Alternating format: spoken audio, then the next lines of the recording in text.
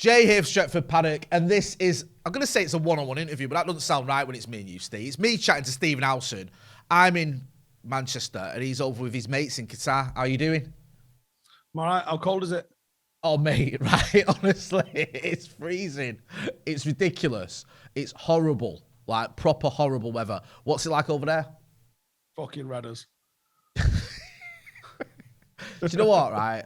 You're my boy in that, but every time I see a picture, you just get angry because it's just you with one of my childhood heroes, and I'm talking like elite level legends here. Like There's one I haven't posted yet. Really? Is it up there with the Batty Stewart's, the R9s, and the Roberto Carlos's? Oh, you know it is. You know why I haven't posted it. Yeah, say no more. There's loads of news this week about, obviously, the sale of Manchester United, TeamViewer pulling out of the sponsorship, the Rain Group, obviously, we know they're in charge of the deal, and there's been talk that they want to get it done by the first quarter of 2023. How long do you reckon this sale will take for Manchester United to be bought? Do you think it's going to go ahead? Do you think we are looking at a sale? Because there's been a few people, mainly on socials, going, oh, they might even sell us, they might just get some money in and keep control. Yeah, I think there's going to be a sale. I think, for 17 years we had niche out of them, and then the last couple of months we've had a lot. And I know there's all sorts of fucking Herberts trying to claim credit for this, but the fact is we're headed for a global recession. The war, COVID, all that sort of stuff is absolutely jacking interest rates up through the roof. But I think the biggest factor that has put the sale on is the Super League. I think United were all in on the Super League. That went tits up. And looking at the amount of debt that we owe and the cost to keep those payments going, there's going to be a time when United's value to what they've invested peaks. And we must be around that time. TV revenue will not continue to rise at the rate it has done. There's probably going to be a plateauing of that. And if, transfer fees and wages probably will continue to rise, it becomes more and more of a squeeze on the owners. So I think if you're looking at it from a strategic point of view, they get to cash out their chips at the moment, probably walk away once they paid all the debts off with probably 8 or 9 billion. You'd have to say in their eyes, at least, it's been a success. I think from a United fan perspective, I think we'd fucking let them have it just to get rid of them. And say, right, okay, yeah, this hurts. They've just fucking rinsed out all that money out of the club for fuck all.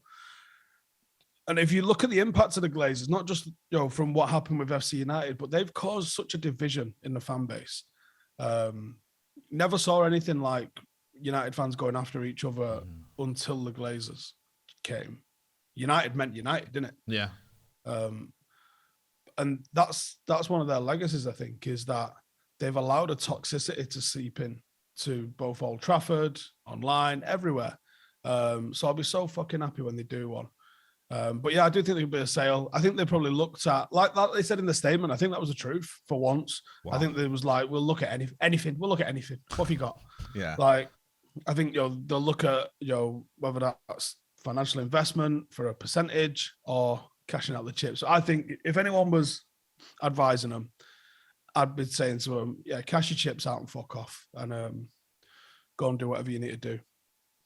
It is around those islands. Yeah, in Florida. You're right. It's mad frustrating that they are going to walk away after almost wrecking the football club completely with a big fat wedge. But I'll be that glad to see the back of him that, you know what, just like you say. I'll carry your bags for you. Exactly. Just fuck off, basically. Obviously, you've been watching loads of games. You've been seeing what's going on over there. We've got a January transfer window coming up. Can you see United buying someone in a January transfer window based off what's going on in the World Cup? Because I'm always a bit wary of that. And we've seen a few players like Goncalo Ramos, for example, who sort of pops out of nowhere and people are going, oh, maybe that could be someone, or one or two others. Do you see Eric Ten Hag going for someone based on World Cup performances, or do you think we'll already have our targets and we'll stick to them? We didn't pop out of nowhere, Jay. Did a report on him 6 months ago. You don't count. You don't. No, you don't count, right? Because you've done a report on everyone. Whenever me and you are chatting, I'll go, have you done a report on him? You'll go, and it'll be like literally like that. Yeah, 3 months ago, or whatever. So yeah. Well, the thing is, he's exceeded the expectations I had for him this season. So what he's done on the international scene has been good, but what he's done on the domestic scene's been outrageously good. Yeah. And he didn't actually show these numbers last season. Just watch him and you go, there's something in him here. He's only 21, only recently 21. And you're like, there's a bit of a player here. There's something about him. And I think to score the hat-trick the way he did against Switzerland, the pressure of Ronaldo not being in the team for Portugal, all of the factors surrounding that, and you to go, what? Cool. I mean, the opening goal, the technique on it is ridiculous. Yeah. And he hits the balls in such early in the stride. I think from a technical level, he's really up there. I think there's still layers to add to his game. Yeah, I think Ramos could get a move, whether that's to United or not, I doubt. With the circumstances, Enzo Fernandez, another one that we looked at. He's had a great World Cup. Yeah. I think he's one that's had promise coming into it. Here's the thing. Don't buy anyone on the 4 or 5 games you've seen them in the World Cup. Yeah. Buy them on the performances that you've seen beforehand. Like Enzo Fernandez was one we'd identified and gone, fucking hell, he's a good player. Goes to Benfica for, I think, a bag of crisp. Now he's probably going to be worth 70, 80 million because everyone else has seen what he's done, and he also delivered for Benfica as well. Yeah. Outside of them, who at the World Cup really is on the market? I think a lot of people's opinion on Rabiot might have changed after the. He's had a good tournament, hasn't he? Yeah, but the thing is, he's never going to get sold to another country, so that's the drama with Rabiot. His mum's not on the phone being like, "Well, we're going to leave." Yeah. All right, go on then.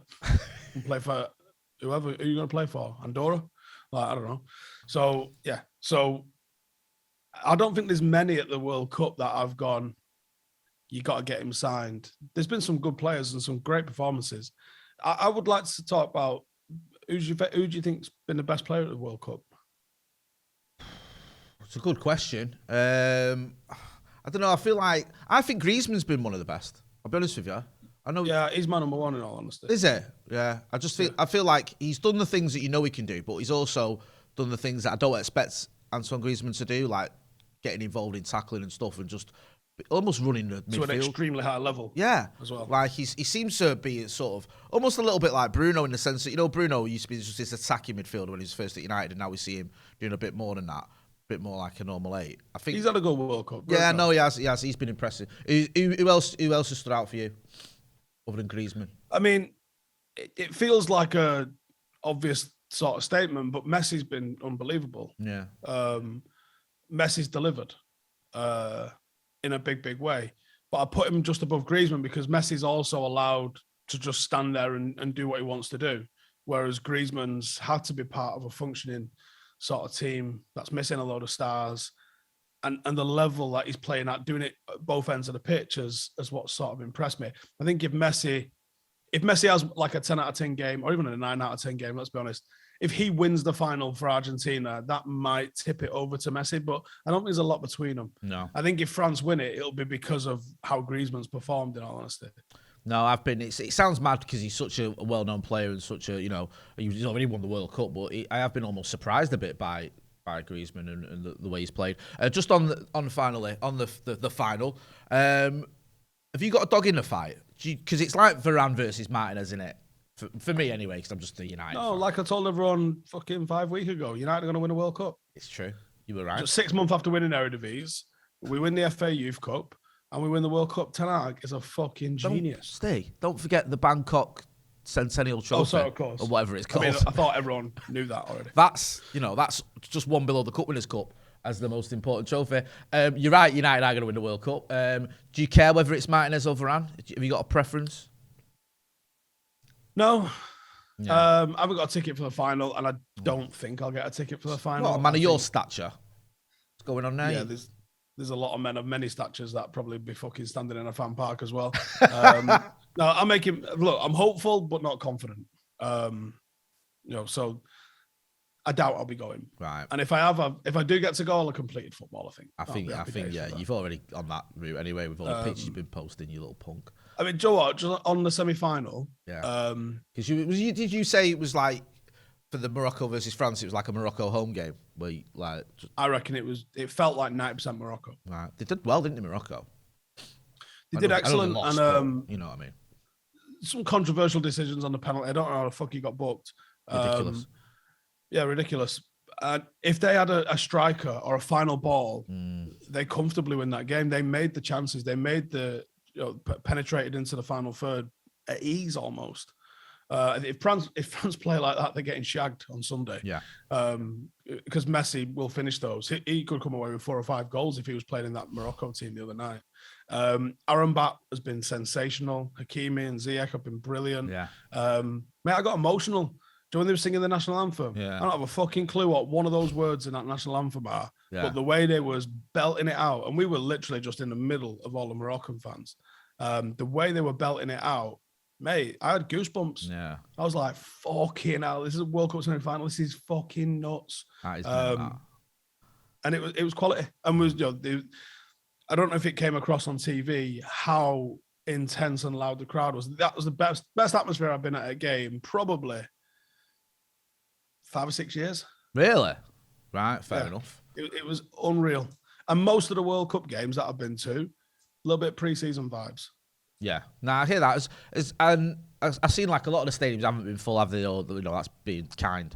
I think it's a really weird thing. Is like they are not full at the start. Yeah. 20-30 minutes in, they're actually full, and you're like, so I had a ticket for the Argentina semi-final. It's fucking there, man.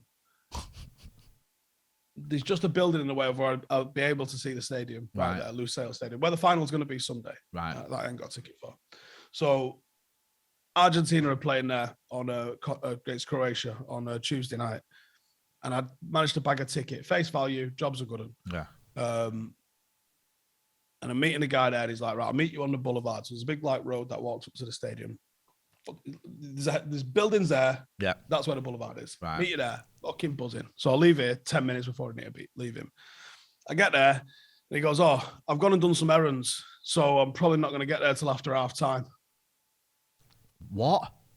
Just go to the next Argentina semi-final of the World Cup in Qatar. I've gone and done some errands after half time. What even is that? How's that a thing? Couldn't believe it. Couldn't believe it. What? Is he off his head? Couldn't believe it. I stood there looking at my phone, reading it like. All right, yeah. Don't worry about it. Don't worry. It's all right. It's not important anyway. Not a big game. Do you know what I mean? But silver lining. Go on. I had the shits anyway, so. So there you go. See? I walked back and I watched probably 60% of the game on the shitter. See? So that's good for you and good for all the people in the stadium that you weren't there for that. Just finally, give us your prediction for Sunday. Who's gonna win? Is it gonna be Rafael Varane or Lisandro Martinez lifting that trophy? I think it'll be Martinez. I think France are gonna have to step up their level of performance. They feel like they've coasted a little bit. Yeah. They don't feel like they've really fucking steamed in. And you could argue, well, they're in the fucking final and they've only got through second gear. That's a good thing, surely. But my feeling is, I think Argentina, Messi, there feels like inevitability to this, doesn't there? It's so impressive to me that Messi could do this, because when you've got all that pressure on you, all that attention, everyone going, you need to do this. This is on you. If you are going to be the GOAT, or the whole of Argentina going, you're our only hope, and everyone's expecting it. We saw what happened to R9 in 98. It can be like, you know what? It's very rare that a player is expected to do it and actually does it. And yet he's one game away from obviously doing that. So amazing. Listen, I'm getting a curly finger because we're going to be late for our news. Steve, always a pleasure, even though I kind of do hate you a little bit because you're living your best life. Also, if you do jibbing for the final, I think that is the most elite jibbing ever. Right? If you can get in that final. So I'm outside Honestly, for the semi-final. World Cup final. Think about it. I'm outside for the semi-final. Yeah. Man's got a media pass, right? So I'm thinking, and I was literally thinking, if I can jib this, I can jib a final. Yeah. And if I can jib a final, I can complete fix football. it. That's fully completed. I think that's the way the advert goes, right? But I'm thinking, let me go try a jib. But it's a QR code. Oh. So even if you've got a pass, there's a motherfucker scanning it, and it's police. Oh. It's a fucker scanning it. And I thought, I don't know what the consequences are for me bowling up to the gate. All right, mate. And the guy goes, boop, and he goes, eh. And I go, oh, I like red lights too. Where are we going? So I bottled it, basically, and I came back. Fair enough. But I was standing around for a little bit to see if anyone was selling, and someone was selling one, but it was $1,000, and I was like, I'm not paying $1,000 for a team I don't fucking support. Right. So I didn't bother. Fair enough. That's like me. On the shitter on my phone. That was like me in Wembley in 2011. Went down there, no ticket. I'm going to jib it. Got there, loads of old bill, big fence and all that before you even get to the Wembley bit. Tudy message. But the thing is, in England, come watch it, Ministry of Sound. Yeah, I'm not getting in. In England, this is not legal advice, but in England, it's trespass if you get caught inside the stadium without a ticket. Yeah. And all they do is remove you from the stadium. Yeah. You don't go to jail. You don't get arrested. They just take you back outside again. It's almost like you get another go. So it is. I knew lads that got in that final. That's literally what happened. You got chucked out, went tried again. Do you know what I mean? So you're right. Yeah, try different door.